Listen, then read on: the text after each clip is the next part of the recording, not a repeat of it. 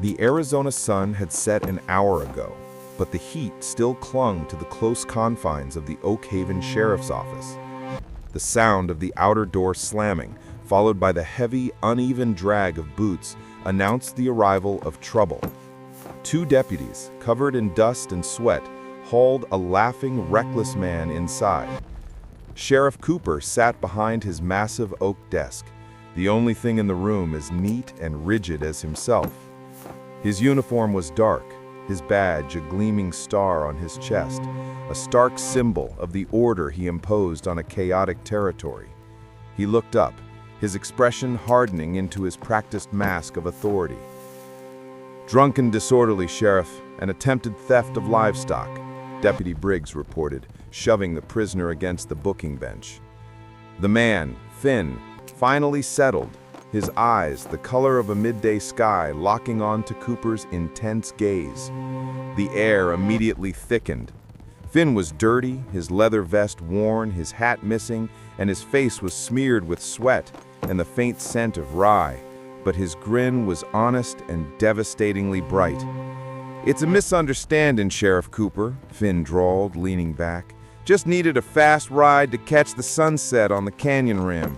Can't hold a man for appreciating beauty, can you?" "I can hold a man for theft and attempting to charm his way out of a lawman's office." He reached out, his fingers brushing Finn's warm, dusty neck as he smoothly removed the neckerchief. "Name? Finn. Just Finn." Cooper scribbled the details into the ledger, his movements precise. $5 for disorderly conduct and 1 day's labor for the livestock. Can you pay?" Finn patted his empty pockets, his grin returning. "I'm traveling light, Sheriff. Looks like I'm in your hands." The statement was too familiar, too loaded. Cooper stepped back, the brief electric touch already prickling his skin. "Deputy, put him in the dry cell. No conversation, no favors." The moment Finn was locked behind the bars, a profound silence descended. Cooper tried to focus on his paperwork, the crisp, white ledger pages refusing to hold his attention. "Sheriff Cooper," Finn's voice finally cut through the quiet, soft and conversational. "That sunset was something fierce tonight. You ever ride out to the canyon rim just to watch it?" Cooper snapped the ledger shut and walked to the bars, his posture rigid. "I have duties, Finn. I enforce the law. I don't chase poetry." "Poetry doesn't pay the wages, I know," Finn murmured. He stepped forward until his face was close to the cold iron. "But the way you hold yourself, the way you try to keep every grain of sand in its place. I look at you, Cooper, and I see a man who carries the weight of a dozen towns on his shoulders. That's your responsibility too? To carry all that loneliness?" The unexpected depth of the question was like a physical blow. Cooper's breath hitched, and a heat rose unbidden in his face. This vagrant, this criminal, saw straight through the badge to the lonely core he kept locked inside. "It's Sheriff Cooper," Cooper managed, his voice low and threatening. "And I told you to be quiet." "Yes, sir," Finn whispered, but his eyes never left Cooper's. He stepped back into the shadows of the cell. "Good night, Cooper." The sound of his name, his last name, spoken with such soft, intimate finality, echoed in the small space. Cooper stood rigid, the phantom sensation of Finn's fingers brushing his neck earlier, warring with the crushing weight of his duty. He knew, with sudden and terrifying certainty, that he had just let something reckless and beautiful walk into the ordered center of his life.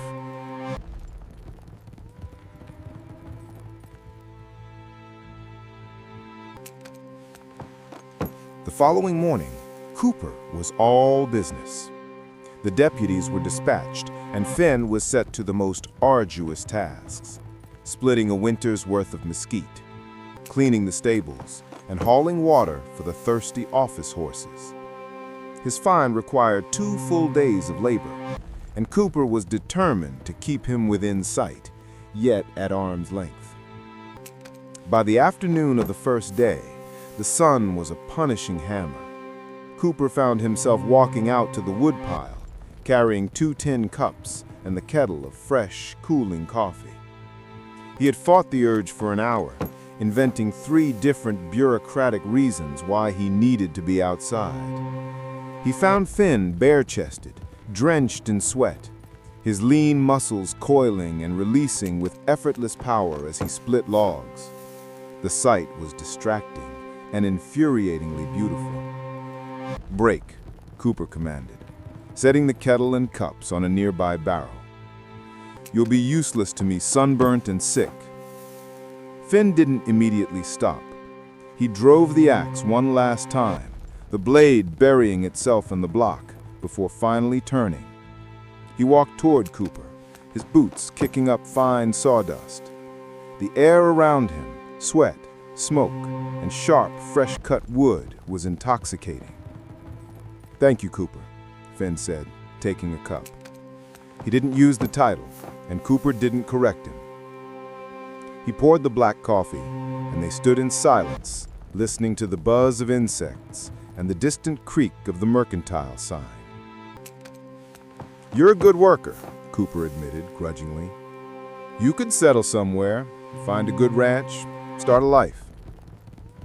Finn took a long, slow sip of coffee, his eyes distant now, fixed on the shimmering heat haze over the desert. "Settle? And trade all this for a few fences and a routine? My life is the road, Cooper.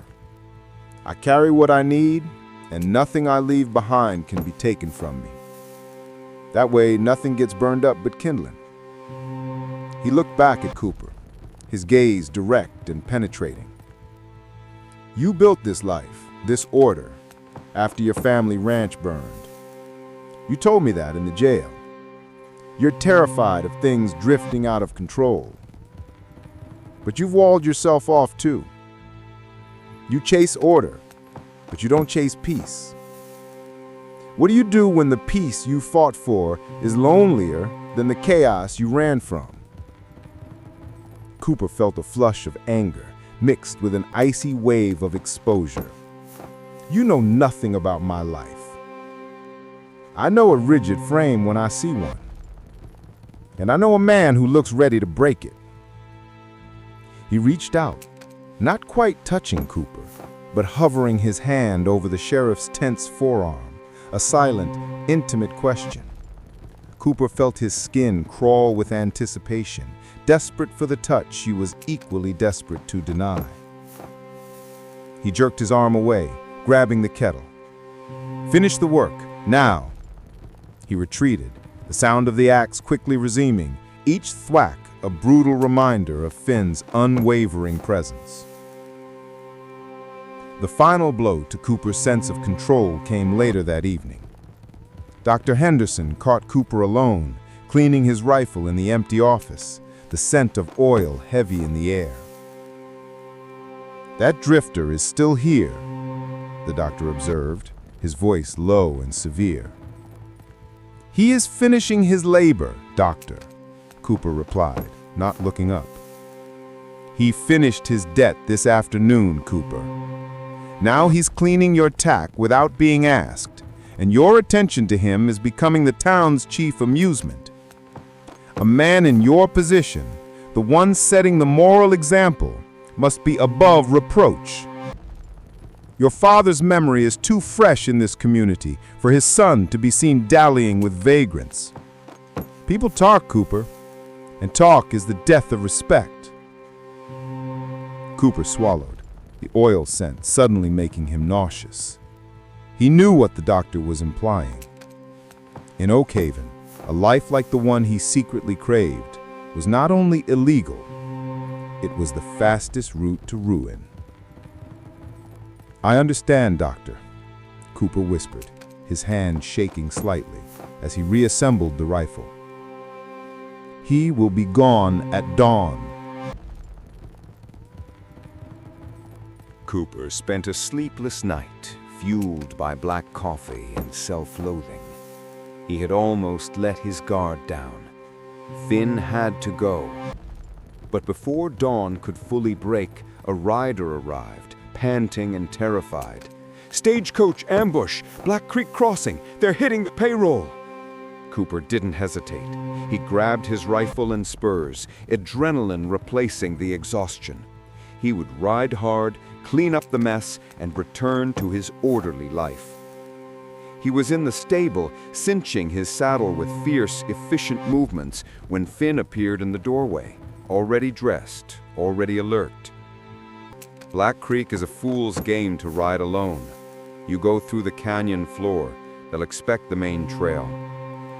"I'm going alone," Cooper growled. "You are free to go, Finn. Your debt is paid. Now leave." "And let the law die 20 miles out?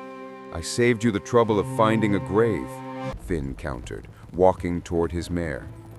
"I know those trails better than you know your own office. I'm coming with you, for free. This time, I'm paying the debt you owe me." Cooper looked into Finn's eyes, not the playful rogue now, but a hardened, competent man, and knew he couldn't deny the help. "You ride behind me, and you follow my orders. If you cross me, I'll hang you myself." "Wouldn't have it any other way, Sheriff," Finn murmured, mounting his horse. They found the scene quickly, Finn's tracking skills uncanny. The ambush had been scattered. Cooper dismounted, moving with the trained silence of a lawman, but Finn was already pointing to the ridge. "Up there. They're watching for movement on the trail. That one with the gray hat." Cooper raised his rifle, sighting the figure. Just as he was about to fire, a rustling in the thicket behind them betrayed a hidden man. "Down!" Finn yelled, tackling Cooper into the dry wash. The shot cracked the air, kicking up a spray of dirt where Cooper's head had been moments before. Cooper cursed, struggling to grab his dropped rifle. Finn was already on his feet, holding his own empty hands wide, distracting the bushwhacker. "Easy, friend, we just ride through," Finn yelled, his voice shaking but steady. Cooper used the distraction. He lunged, snatched his rifle, and fired a clean shot that took down the bandit on the ridge. The man in the thicket immediately turned and fled. Cooper sat up, his heart hammering against his ribs, his throat tight with shock. The bullet had missed him by inches. "You saved my life," Cooper breathed, pulling himself up, leaning against the cold stone of the wash. "You asked me to keep you alive," Finn said, leaning in. His face was inches from Cooper's, his breath hot and ragged. "I always keep my word." The gratitude, the fear, the adrenaline, it was a devastating cocktail. Cooper's control finally snapped. He reached up, his hand tangling in the back of Finn's sweat-damp hair, pulling him down. The kiss was not a shared moment of tenderness. It was a desperate, violent explosion of everything they had both denied. It was harsh with the taste of dirt and fear and the metallic tang of Cooper's minor neck wound. It lasted too long. When Cooper finally pulled away, breathing heavily, he scrambled back against the rock face as if Finn were a viper. "No," Cooper choked, shaking his head, his face pale beneath the grime. "This didn't happen. You leave. You ride out now. I never saw you." Finn stood over him, breathing deeply, his eyes dark with devastating understanding. He nodded once, a gesture of profound resignation. "It happened, Cooper, but it's our secret, and I know how to keep a secret." He turned, mounted his horse, and rode back toward Oak Haven, leaving Cooper alone in the desert with the cold wreckage of his authority.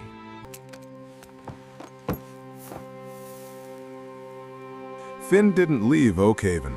He lingered, taking legitimate work on a nearby ranch, his presence a constant low thrumming under Cooper's skin.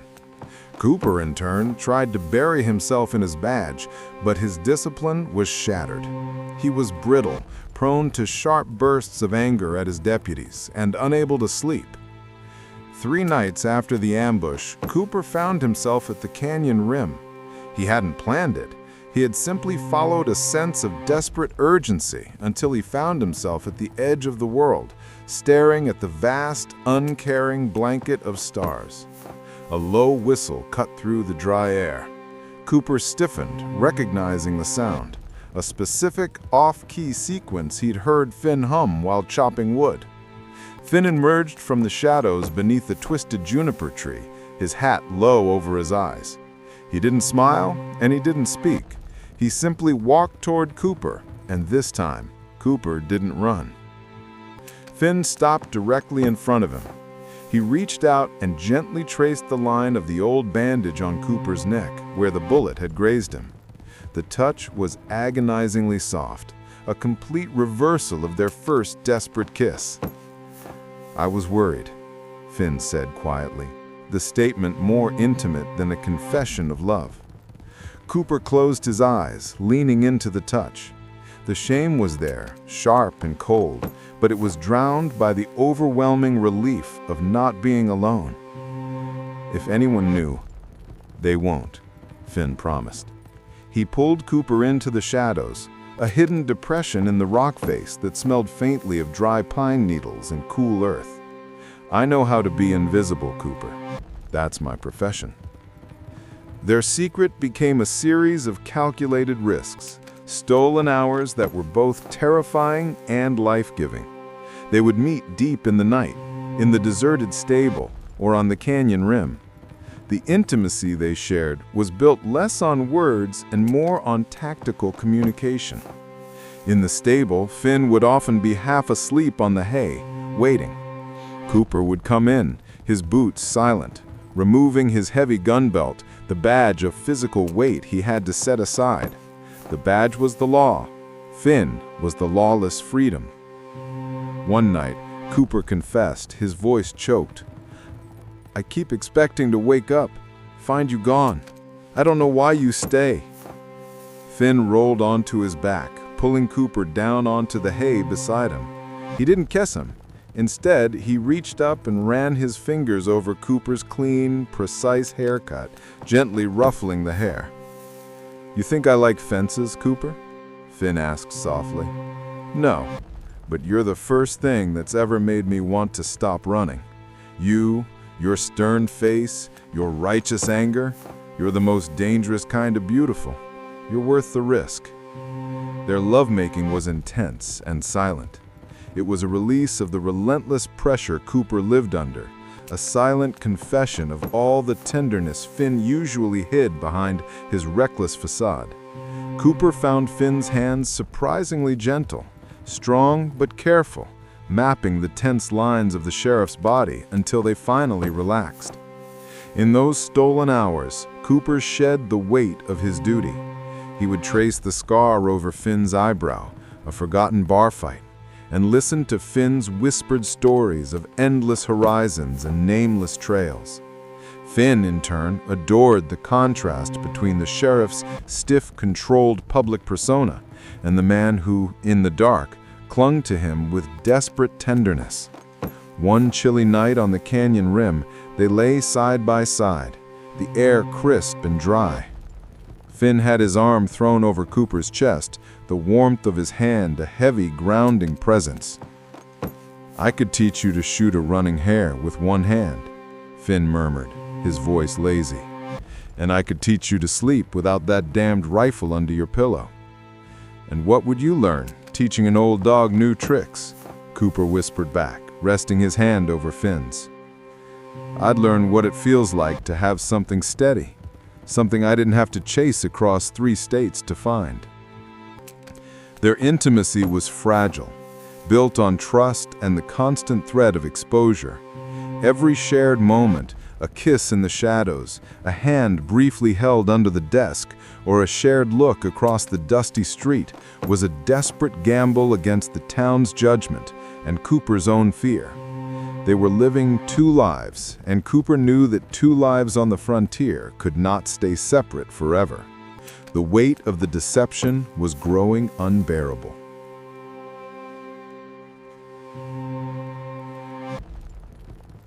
The end came during the investigation into the stagecoach robbery. Cooper was finally close to identifying the ringleader, a notorious bandit named Silas. He had a feeling Silas would come to Oakhaven for one last score before retreating into Mexico. Cooper had been relying on Finn's network of contacts and his knowledge of outlaw routes. Finn had become his secret partner, sharing information late at night, adding another layer of terrifying dependence to their relationship. One Saturday night, just as the last citizens of Oakhaven were extinguishing their lamps, Cooper was alone in the office, marking his maps. The door burst open, but it wasn't a deputy. It was Silas, flanked by two armed, desperate men. "You and your high and mighty order, Sheriff," Silas sneered, his rifle pointed squarely at Cooper's chest. "You ruined Black Creek. Now we're burning your office and burying you beneath it." Silas took a step closer, raising his rifle. Cooper knew he was seconds from death, his own sidearm out of reach. Just then, the outer door crashed inward. It was Finn. He had seen the shadows moving toward the office and knew instantly. He held a hefty, rusty shotgun he'd acquired at the ranch. He didn't look like a gentle lover. He looked like a feral guardian. "Get away from him, Silas!" Finn roared. Silas laughed, a harsh, dry sound. He glanced between the badge and the bum. "What's he to you, Finn? Your jailer?" Finn threw the shotgun down, knowing it was useless against three men at that range, and drew the knife from his boot. He didn't hesitate. He lunged, putting himself bodily between Cooper and Silas, tackling the bigger man into the wood-burning stove. The office exploded. Fire from the stove scattered across the dry ledger papers, the smell of gunpowder and blood mixing with smoke. Cooper scrambled up, fighting his own opponent. As Cooper struggled, he saw Silas raise his knife over a grappling Finn. He didn't think. The fear that had always been about his own life suddenly galvanized into a protective, desperate rage. "Don't you touch him!" Cooper screamed, his voice raw, desperate. "He's mine!" The words, the confession, the claim, the desperate, unreserved declaration echoed in the smoke-filled room. Finn twisted free, his eyes wide with a triumphant sorrow. He buried his knife deep into Silas's thigh. Cooper finished his own fight with a brutal, heavy blow, collapsing his opponent. The fire was contained, but the damage was irreversible. The mayor and Dr. Henderson arrived minutes later, drawn by the gunshots and the smoke. They found Cooper, bruised and bleeding, leaning against his desk, Finn standing protectively beside him, the shotgun finally resting in his hands. The mayor's face was white with fury and horror, his eyes darting between the two men, still too close, too entwined in the shared chaos. "Get that man out of here," the mayor hissed, pointing at Finn. "And you, Cooper, your badge, you're done. We all heard you. This town cannot abide a lawman who harbors a vagrant. This is not the order we paid for." Cooper didn't argue. The law was broken, and his secret was exposed. He looked at Finn, his blood, his sweat, his ferocious loyalty, and realized he didn't care. The town officials retreated, leaving Cooper and Finn alone in the half-burned office. Cooper walked to his desk, opened the top drawer, and pulled out his badge. He stared at the star that had defined his life, his purpose, and his isolation. He walked to the stable, finding Finn saddling his mare, his work already done. "They tossed you out," Finn said, his voice flat. He didn't look up.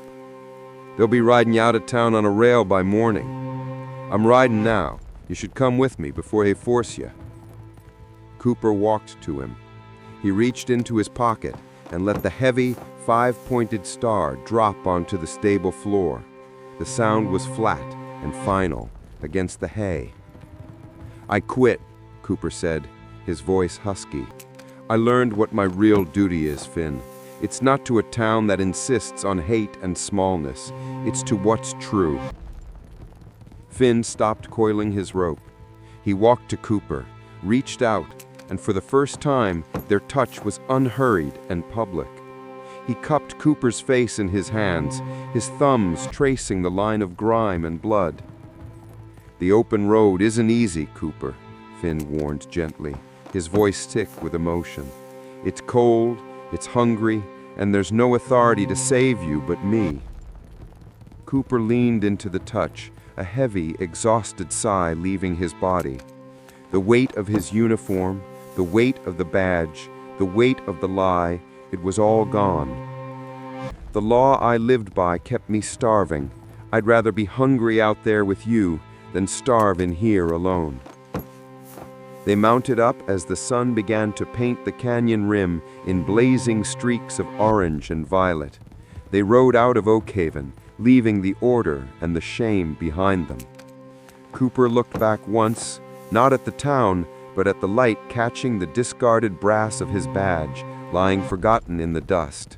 Then he turned and rode into the vast, uncertain, and fiercely beautiful frontier, right alongside the man who had finally set him free.